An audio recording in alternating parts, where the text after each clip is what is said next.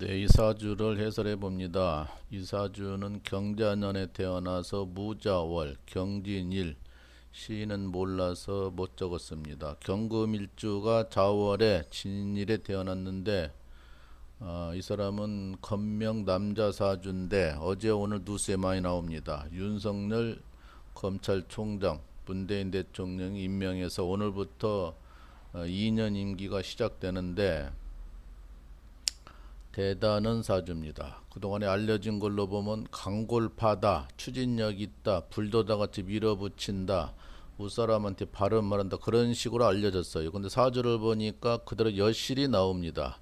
경금일주로 태어나서 자월에 좀 추울 때 태어나서 상당히 냉정하고 차가운 점이 있다. 경진일주가 개강살이라서 무서운 줄을 모른다. 쇳덩어리로 태어나서 무시무시하다. 그리고 상관이 두 개 있어 상관격이니까 말을 잘한다. 언변소리 뛰어나다. 배짱이 좋다. 웃사람한테 바른 말을 한다. 눈물이 많다. 삐돌이다. 성견 지면이 있다. 재주꾼이다 그런 거예요. 그래서 이런 사람들은 예술성도 있는데 아마 노래도 잘하지 않나 싶은데 어쨌든 경금으로 태어나서 대단합니다. 여실히 사주 글자로 여섯 자만 보니까 나옵니다. 나오는데 상관격이라는 게 목화상관, 화토상관, 토금상관, 금수상관, 수목상관이 있는데 그 중에서 최고로 알려진 것이 금수상관을 알려줍니다. 금수상관이 최고 박식하고 깔끔하고 여러 가지 재주가 있고 다섯 가지 상관 중에서 최고로 알아준 것이 금수상관. 저 입장에서도 뭐 비슷한 사주인데 대단한 사주예요. 굴하지 않는 거예요. 그런데 여실히 보여줍니다. 그러니까 몇 년 전에 국회에 나와서도 나는 사람한테 충성하지 않는다. 웃사람한테 충성하지 않는다고 해가지고 아주 특별하게 시자가 됐던 사건입니다. 선배들, 기라사 같은 선배들 옆에다 앞에다 앉혀놓고 그렇게 당당한 이야기를 한 거예요. 국회에 나가서. 대단하죠. 아무나 못하는 것입니다. 이 사람은 하고도 남습니다. 대통령 앞에 가도 할 말을 하는 사람이고 어제 문재인 대통령이 그랬어요. 청와대나 내각이나 여당이나 절대 눈치 보지 말고 원칙대로 처리해라. 그렇게 말을 안 해도 그렇게 할 사람입니다. 또 대통령까지 했으니까 기강이 설 걸로 보고 지금 다소 구린내가 나는 사람들은 벌벌 떨 거예요. 기업가들, 야당 국회의원들, 죄가 있는 사람들 벌벌 떨고 지금 기소돼 있는 사람들 수많은 사람들이 밤잠을 못 잘 것입니다. 그래서 이제 이분이 9년 만에 사시를 합격했다고 해서 또 문제가 되고 32살에 합격했네요. 그리고 박근혜 씨 특검 주임 검사로 임명이 돼서 거기서 문재인 대통령한테 눈에 들어가지고 중앙지검장이 됐고 이번에 검찰총장 사시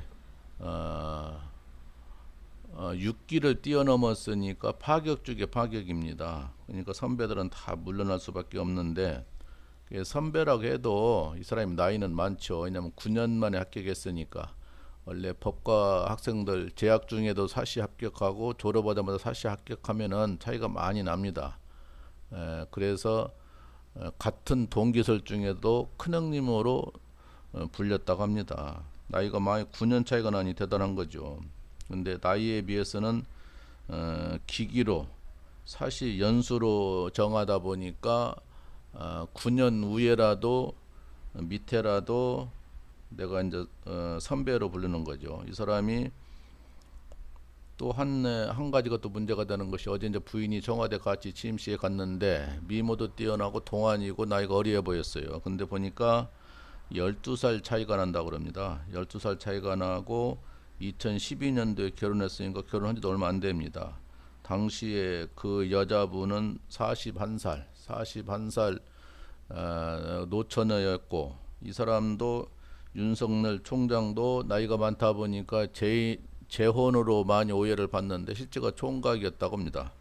처녀 총각이 늦은 나이에 결혼해서 이제 자식이 없어서 그런지 자식은 안 나와요. 어쨌든 대단한 인물입니다. 그 당시 여자 입장을 취재해서 들어보니까 윤석열 씨 당시 결혼할 때 통장에 2천만 원이 재산이 전부였답니다. 2천만 원이 전부였는데 어떤 스님으로 인연이 맺어서 내가 결혼을 안 해주면 이 사람 진짜 결혼 못 할 사람 같은 생각이 들어가서 결혼을 승낙해 가지고 결혼을 맺어졌다는데, 당시 검사로 상당히 있었는데 20년 이상 검사로 있었는데도 통장에 돈이 2천만 원밖에 없으면 얼마나 청년결백하게 살아왔습니까? 우리가 전번에 국회에서 청문회 할 때 모든 장관들은 부동산 투기, 주민등록 불법 이전, 세금 포탈 뭐 등등 똑같은 식으로 다 그렇게 했어요. 근데 이 사람은 아무것도 지적받을 게 없었어요. 최초입니다. 최초. 아무것도 지적받을 수 없었으니까 대단하다. 근데 단 후배 검사 윤 검사 그 사건으로 인해서 녹취가 공개되는 통에 거짓말했다 가지고 말썽이 생긴 일이 있어요. 그 하물며 그 홍준표 씨까지도 그건 법에 위반한 것이 아니다. 그거는 검찰총장에 가는데 하등 문제가 없다고 홍준표 씨까지도 이 얘기를 한 사람이에요. 그거 하나 빼놓고는 어디 하나 지적할 사항이 없었어요. 근래 드문 청문회였습니다. 전부 다 부동산 투기, 주민등록 불법 이전, 세금 포탈, 자식 대한 위법 전부 다 등등 똑같이 나왔는데 이 사람은 전혀 그런 게 없었던 거예요. 처음입니다. 이렇게 깔끔한 사람은.